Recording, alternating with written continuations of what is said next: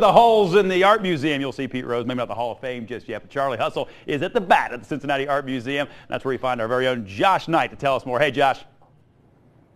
Hey Bob, that was one heck of a transition. We are at the Cincinnati Art Museum, and as you can see, larger than life right behind me, this is one of Andy Warhol's paintings, and this is Pete Rose, and it just kind of has that quintessential Andy Warhol, the bright colors, the repeated prints there as well.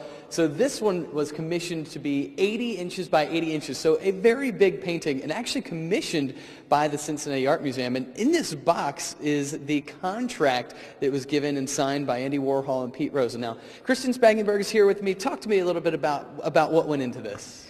Well, Carl Solway brought the idea to Millard Rogers Jr., who was director of the Art Museum in 1985, and suggested that in anticipation of Pete Rose hitting his 4,192nd hit, that the museum commission a portrait of him. That was approved by the board.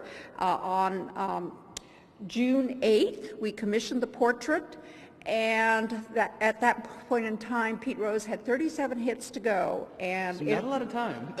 Not a lot of time. The painting arrived September 9th.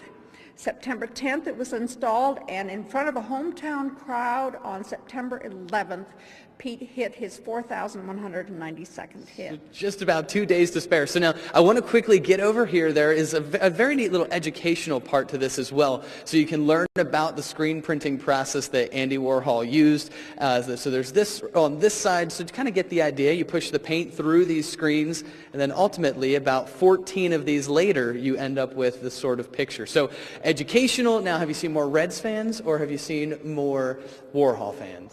Well, I'm told that we see a lot more Reds fans, and we hope to see a great many more at the time of the All-Star game. Absolutely. Well, and it is very neat if you get the chance to come down. It's just so much cooler to see these in real life and be standing next to them, especially as big as they are. So hopefully you get that chance to check it out. Bob? All right, Josh, thank you. And of course, general admission, it's always free at the Cincinnati Art Museum. Museum open Tuesday to Sunday, 11 a.m. to 5 p.m.